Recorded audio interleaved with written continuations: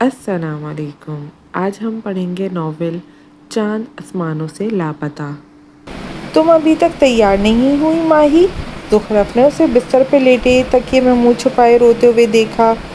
سرائیت سے اس کی جانب لپکی، وہ اس کے شانے پہ ہاتھ رکھ کر اٹھانے لگی۔ زخرف نے ناسمجھی سے اس کی یاسیت سے کھلے چہرے کو دیکھا۔ وہ بوجھل آنکھیں کھولے اپنے بھاری محسوس ہوتے سر کو تھامے اٹھ کر بیٹھی۔ لو پانی پیو۔ زخرف نے اس کی حالت کے پیش نظر سائڈ ٹیبل پہ موجود جگ سے گلاس میں پانی ڈال کر اسے پکڑایا۔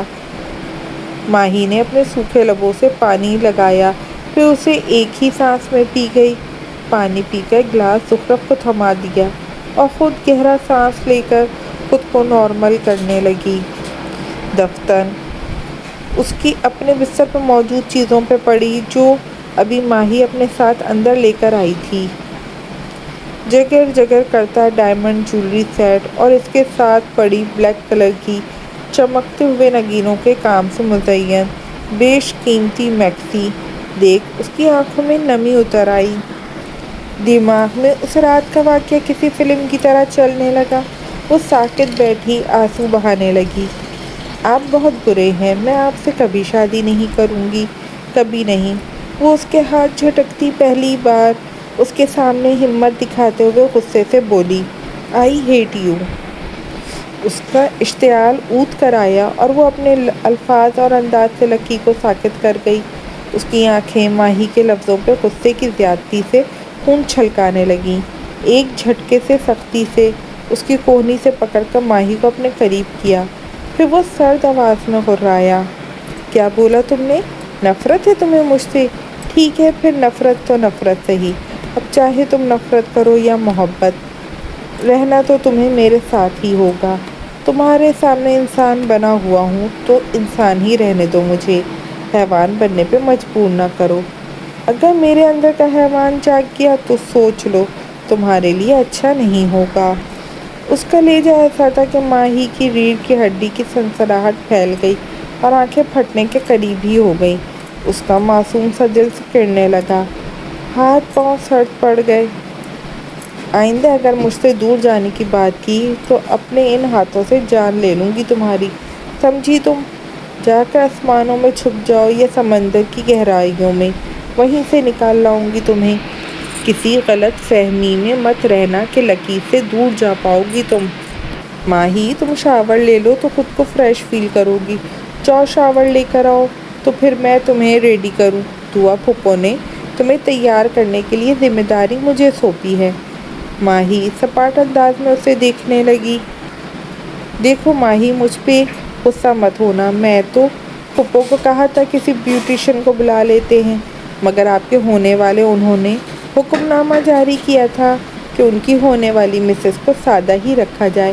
وہ اس کے اداس چہرے پہ مسکراہٹ لانے کے لیے ذرا سا شرارتی انداز میں پیش آئی، مگر آنے والے وقت کے بارے میں سوچ سوچ کر ماہی خود اپنی بھی کیفیت سمجھنے سے قاصر تھی۔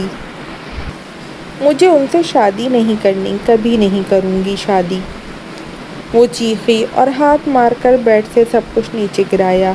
زخرف حیران کن نظروں سے اسے شدید رد عمل دیکھنے لگی۔ وہ پھوٹ پھوٹ کر روتی، لرزتی ٹانگوں کا بوجھ نہ سہ پانے کی وجہ سے نیچے بیٹھتی چلی گئی اور گھٹنوں میں سر دیے پھوٹ پھوٹ کر رونے لگی۔ جیسے ہی دعا اس کے کمرے میں داخل ہوئی، اس نے اپنی بیٹی کو یوں دھاڑے مار کر روتے ہوئے دیکھا تو اتنے دنوں سے ان کا پتھر دل موم ہوا۔ وہ اپنی ناراضگی سے زیادہ دیر برقرار نہیں رکھ سکی۔ آخر کار وہ ان کی اکلوتی بیٹی تھی۔ شاید میں نے اسے کچھ زیادہ ہی توقعات وابستہ کر لی تھی۔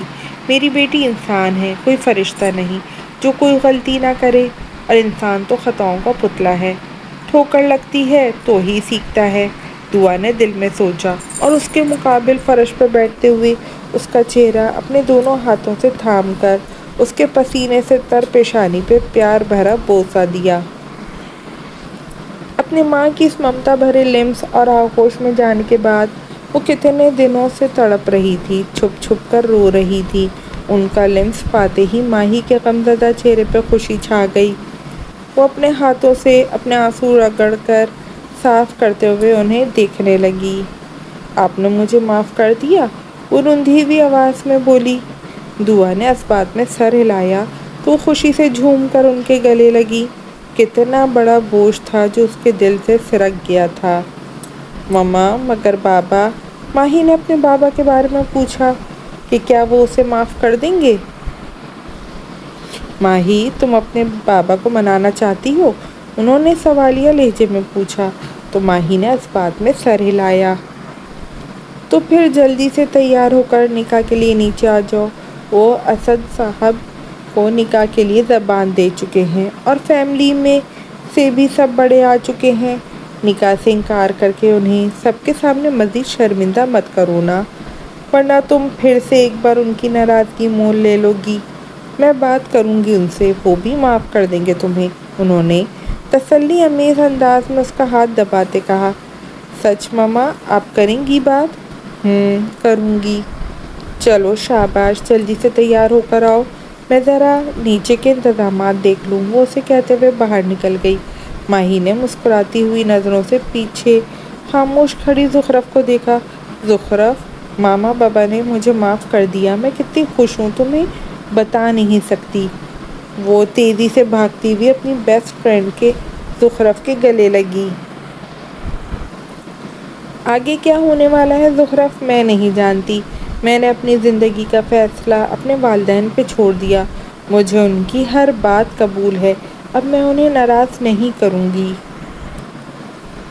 डोंट वरी माही, तुम बहुत अच्छी हो। अल्लाह ताला अच्छे लोगों के साथ कभी कुछ बुरा नहीं होने देता। इंशाअल्लाह सब ठीक होगा। तुम्हारे साथ मेरा दिल कहता है। वो अपनी दोस्त के जज्बात समझ सकती थी, इसलिए उसकी हिम्मत बढ़ाने के लिए बोली और ड्रेस थाम कर बगैर किसी चू चरा के बाथरूम में बंद हो गई। माही, तुमने बताया नहीं, तुम्हें सरलकी कैसे लगते हैं? उसके रेशमी बालों के पम्प्स बनाकर उन्हें पुश्त पे यूं ही खुला छोड़े हुए उसके सर पर दुपट्टा सेट करते पूछने लगी। माही की नज़रों के सामने लकी का वजिया सरापा लहराया। हद से ज़्यादा सफ़ेद रंगत कि उसकी सख्त रगें भी साफ दिखाई देती थी। उसके बालों का मखसूस हेयर स्टाइल और सबसे अट्रैक्टिव उसकी पुरस्कार सी गोल्डन शेडेड आँखें, जिनमें छाया हुआ वहशत व जुनून उसे याद आया तो माही की जान हवा हुई। माही बामुश्किल उसके सीने तक पहुंच पाती होगी। क्या हुआ माही, बोलो ना, ज़ुखरफ ने उसे खामोश देखकर ठोका मारकर पूछा तो वो चौंक कर जैसे होश में आई। बताओ ना माही। ज़ुखरफ, सच बताऊं तो बज़ाहिर मुझे बहुत अच्छे हैं, मगर मुझे उनसे डर लगता है। वो पता नहीं कैसे देखते हैं मुझे, खौफज़दा अंदाज में बोली। अरे माही, तू भी ना, कुछ नहीं होता तेरा। वो अपनी पेशानी पे हाथ मार के बोली। अब वो तेरे टीचर नहीं, तेरे होने वाले वो बनने जा रहे हैं, तो वैसे ही नज़रों से देखेंगे ना। तू भी बिल्कुल पागल है और अपने साथ अनकरीब मुझे भी कर देगी। हाय ओ रब्बा, ये मुझे किन कम अक्लों में भेज दिया। तो एक ये कम अक्ल दोस्त और दूसरा वो कम फहम मेजर, जिन दोनों को रोमांस की ABCD ही नहीं पता, ना नज़रों की ज़बान समझ आती है। लो भाई लकी सर, आपको भी जो सोई हुई रूह मिलने वाली है, आपकी नैयत तो पार लग गई। वो लकी से भी हमदर्दी महसूस कर रही थी माही को लेकर। ज़ुखरफ, माही तैयार खड़ी हुई। बोलो माही, वो मुझसे कितने बड़े हैं? उसने एक और ख़दशा ज़ाहिर किया। यार तो क्या हुआ, दुल्हा लड़कियों से बड़े ही अच्छे लगते हैं। अब देख मैं कितनी छोटी हूँ, मगर अपना दूल्हा कितना बड़ा ढूंढ रखा है। अब इसमें मेरा क्या कसूर कि अल्लाह ने मेरा आधा कद भी उसे ही दे दिया। चल कोई नहीं, कंप्रोमाइज़ कर लूँगी। ज़ुखरफ की बातें सुनकर संजीदा खड़ी माही भी मुस्कुराए बिना ना रह सकी। ज़ुखरफ, माही को शॉल और हाँक दो, मौलाना साहब आ रहे हैं। आयत ने अंदर आकर कहा। एक मिनट, मुझे भी देखने दो, हमारी छोटू सी माही कैसी लग रही है दुल्हन बनी। मनसा ने अंदर आकर कहा तो उसके पीछे पीछे रमशा भी अंदर दाखिल हुई। हाउ क्यूट, माशाल्लाह, रमशा ने उसे दरवाजे में खड़े तौसीफी अंदाज में कहा। کچھ دیر میں دونوں طرف سے ایجاب و قبول کا فریضہ انجام دیا گیا۔ آئے تو زخرف دونوں ماہی کو لے کر نیچے آئیں۔ بلیک کلر کی میکسی جس پہ جھلملاتے ہوئے نگینوں کا نفیس کام کیا ہوا تھا، اس کی دمکتی رنگت پہ وہ خوب کھل رہا تھا۔ اس سیاہ میکسی میں اس کا گورا مکھڑا یوں لگ رہا تھا جیسے سیاہ بادلوں پہ پوری آب و تاب سے جگمگاتا ہوا چاند۔ کھلے لمبے گیسو، سرخ آنکھیں، سرخ ناک، پنکھڑیوں جیسے کپکپاتے ہونٹ۔ سامنے صوفے پہ پورے طمطراق سے برجمان لکی، جو اس وقت سیاہ ڈنر سوٹ میں ملبوس اپنی سحر انگیز پرسنالٹی سمیت سب پر بھاری تھا، اپنی لک پر نظریں ڈال کر دیکھتا تو دیکھتا ہی رہ گیا۔ آج وہ بالکل اس کی پسند میں ڈھلی کوئی خوشنما کلی لگ رہی تھی، جسے اس نے اپنے پیار کی خوشبو سے معطر کیے کلی سے گلاب میں بدل دینا تھا۔ وہ سہج سہج کر قدم اٹھاتی لکی کے سامنے آئی۔ واؤ! لکی کے ہونٹ سے بلا اختیار نکلا، مگر اس کی آواز سرگوشی نما اتنی ہلکی تھی کہ بامشکل اس کے خود کے کانوں تک پہنچی۔ معصوم سی ماہی دلہن کے روپ میں آسمان سے اتری کوئی اپسرا لگ رہی تھی۔ آئے تو زخرف دونوں سے لکی کے ساتھ صوفے پہ بٹھا کر چلی گئی تھی۔ اب وہ چپ چاپ ساکت بیٹھی تھی۔ نکاح میں فیملی کے سب بڑے افراد شامل تھے، جس میں ہیر، شیردمان، دامن، عیش، زیان، جنت، احتشام، منت، حسام، عائشہ۔ نیولی میرڈ کپل جن میں احتشام، منسا، رمشا اور شیر دل امرام شیر بھی پہنچ چکا تھا۔ صرف ایان اور ہانیہ ہی وہاں موجود نہیں تھے۔ جیسے ہی اس دن ولیمے کی تقریب ختم ہوئی تھی، ایان اور ہانیہ دونوں چلے گئے تھے، اور جب ایان سے صبح کال کر کے سب نے ان دونوں کے یوں اچانک غائب ہونے کی وجہ پوچھی تو اس نے کہا کہ وہ دونوں نے سرپرائز ہنی مون ٹرپ پلان کر رکھا تھا، تو وہ ہنی مون کے لیے نکل گئے ہیں۔ اس لیے سب مطمئن ہو گئے۔ لکی کی طرف سے صرف اس کے والدین ہی شامل تھے، جن میں اسد صاحب اور ان کی مسز تھیں۔ سب نے جب لکی کو نکاح ہونے کے بعد مبارکباد دی اور اس کی تصویر اتارنی چاہی تو اس نے ہاتھ اٹھا کر سب کو منع کیا۔ میں تصویر نہیں بنواتا، اسلام میں تصویر اتارنا اور اتروانے والے کے بارے میں اچھا نہیں کہا گیا۔ اس نے مذہبی نقطہ نظر سے کہا تو سب نے اس سے بحث کرنے کے بجائے خاموشی سادھ لی۔ حالانکہ اس بات پہ سامنے موجود حذیفہ کو شدید قسم کا غصہ آیا، مگر وہ مٹھیاں بیچ کر رہ گیا، اور کر کے بھی کیا سکتا تھا۔ وہاں کی صورتحال دیکھ کر حذیفہ الٹے قدموں سے چلتا ہوا باہر آ گیا اور گاڑی کے بونٹ کے ساتھ ٹیک لگائے کھڑا تھا۔ وہ تو ابھی تک سختی کی کیفیت میں تھا، اس نے تو ایسا کچھ نہیں چاہا تھا۔ میں نے اپنے پیار کا اظہار کرنے میں بہت دیر کر دی۔ میں نے تو سوچا تھا کہ تمہاری تعلیم مکمل ہونے تک انتظار کروں گا، مگر مجھے کیا پتا تھا مجھ سے پہلے کوئی اور تمہیں اپنا بنا لے گا۔ یہ بات میں ہمیشہ کے لیے اپنے دل میں ہی دفن کر لوں گا۔ اب تم کسی اور کی امانت ہو۔ اے میرے پروردگار، میرا دل بدل دے۔ اگر اسے میرے مقدر میں نہیں لکھا تو اس کی یاد بھی میرے دل سے نکال دے۔ اس نے ٹوٹے بکھرے لہجے میں دعائیہ انداز میں کہا۔ میری وجہ سے کبھی بھی جانے انجانے میں بھی تمہاری عزت پہ کوئی حرف نہیں آئے گا۔ وہ آنکھیں میچ کر کرب زدہ آواز میں خود ہی سے مخاطب ہوا۔ آج وہ اذیت کی انتہاؤں پہ پہنچا تھا۔ اپنی آنکھوں کے سامنے اپنی محبت کو کسی اور کا ہوتا دیکھنا اس کے لیے کڑا امتحان تھا۔ وہ شکستہ وجود لیے گاڑی کی طرف بڑھا، کیونکہ اس میں مزید سکت نہیں بچی تھی کہ اسے کسی اور کے ساتھ رخصت ہوتے ہوئے دیکھتا۔ وہ اپنی آنکھیں رگڑ کر صاف کرنے لگا۔ اس سے پہلے کہ وہ گاڑی میں بیٹھتا، احتشام کی آواز سن کر اس کی سمت متوجہ ہوا۔ احتشام اسے دروازے کے پاس سے آوازیں دیتا ہوا اس کی طرف آ رہا تھا۔ حذیفہ، تم ٹھیک ہو نا؟ احتشام نے اس کی سرخی مائل آنکھوں میں دیکھ کر سوالیہ نظروں سے اسے دیکھتے ہوئے پوچھا۔ جی میں ٹھیک ہوں بھائی، اس نے چہرہ نارمل کرنے کی کوشش کرتے کہا۔ لیکن احتشام اس کے چہرے پہ لکھی تحریر پڑھ چکا تھا۔ تم چھپا رہے ہو مجھ سے؟ نہیں احتشام بھائی، میں کیوں چھپاؤں گا آپ سے؟ میں بالکل ٹھیک ہوں۔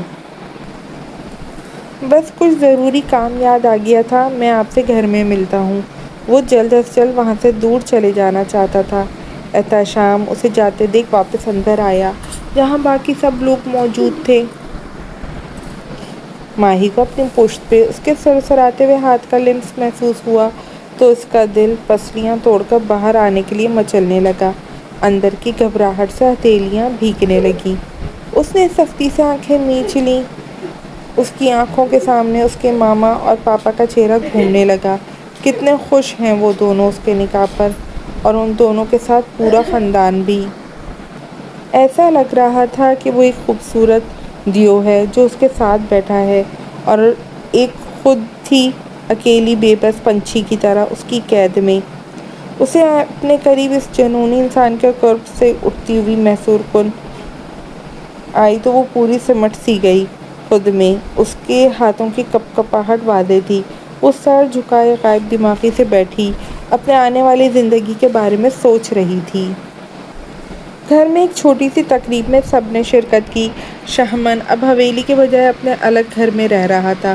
سب کو جب اچانک اس ہونے والے نکاح کا پتہ چلا تو اس سے سب سے پہلے شیر زمان نے سوال کیا، شہمن اتنی جلدی کیا تھی تمہیں ماہی کی شادی کی؟ ابھی تو وہ بہت چھوٹی ہے، اس کی تعلیم بھی مکمل نہیں ہوئی۔ بھائی رشتہ بہت اچھا تھا، میں نے اسے گنوانا نہیں چاہتا تھا۔ انہوں نے کہا ہے کہ انہیں ماہی کی تعلیم جاری رکھنے پہ کوئی اعتراض نہیں، تو مجھے منع کرنا مناسب نہیں لگا۔ ویسے بھی یہ رخصتی وقتی ہے۔ اسد صاحب ماہی کو ایک رات کے لیے اپنے ساتھ لے جا رہے ہیں اپنے عزیز و اقارب سے ملوانے۔ کل ماہی واپس آ جائے گی۔ تعلیم مکمل کرنے کے بعد رخصت ہوگی پوری طرح۔ شہمن نے اپنے بڑے بھائی شیر زمان کو اپنی طرح تسلی بخش جواب دیا۔ باقی سب جو اس شنش و پنج میں شکار تھے کہ اتنی جلدی کس بات کی ہے، اس سے سوالات کرنا چاہتے تھے، مگر شہمن کا جواب سن کر سب خاموش ہو گئے۔ دعا نے گھر میں ہی پرتکلف کھانے کا اہتمام کیا تھا۔ سب نے مل کر کھانا کھایا تو قرآن پاک کے سائے میں رخصتی کا فریضہ انجام دیا۔ ینگ پارٹی جب رخصتی کے بعد وہاں سے نکلی تو سب نے آئس کریم کھانے کا پلان بنایا۔ شیردل، رمشا، منسا، احتشام، امرام، زخرف، آیت اور مومن سب مل کر آئس کریم پارلر کی طرف روانہ ہو گئے، جبکہ باقی سب بڑے افراد گھر چلے گئے۔ آرڈر کون کرے گا؟ زخرف نے سب کو خاموش بیٹھے دیکھ کر پوچھا۔ کیا ایک دوسرے کا منہ دیکھنے آئے ہیں؟ صحیح کہا زخرف نے، مومن آپ ہی کر دیں آرڈر، ابھی آنے میں بھی وقت لگے گا۔ آیت نے بھی زخرف کی تائید کی۔ مومن نے سب کی پسند پوچھ کر ان کی پسند کا فلیور آرڈر کرنے لگا۔ امرام شیر تم بتاؤ؟ وہ جو سر جھکائے موبائل میں مصروف تھا چونک کر سر اٹھایا۔ میرا بالکل دل نہیں ہے مومن، تم لوگ کھاؤ، میں صرف تم لوگوں کی کمپنی دینے کے لیے یہاں آیا ہوں۔ امرام شیر کچھ ٹائپنگ کرتے ہوئے سنجیدگی سے اسے ٹالتے بولا۔ امرام جب یہاں تک آ ہی گئے ہو تو کھانے میں کیا حرج ہے؟ احتشام نے اس کے شانے پہ ہاتھ رکھ کر کہا۔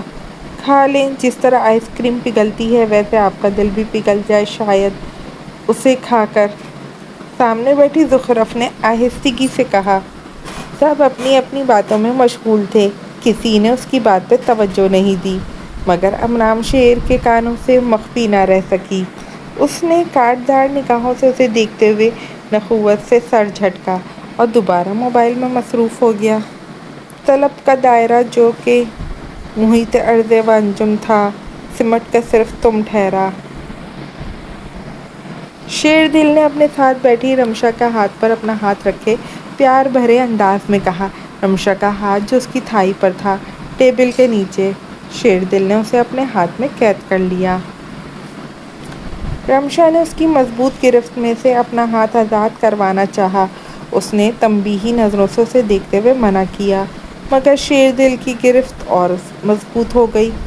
کوئی دیکھ لے گا، وہ دانت کچکچا کر آہستہ آواز میں بولی، مگر شیردل ٹس سے مس نہ ہوا۔ زخرف کو اپنے پاؤں پہ کچھ ٹچ ہوتا محسوس ہوا، مگر اس نے دھیان نہیں دیا۔ اس کی نظریں تو آج سامنے بیٹھے امرام شیر کو جی بھر کر دیکھنا چاہتی تھیں۔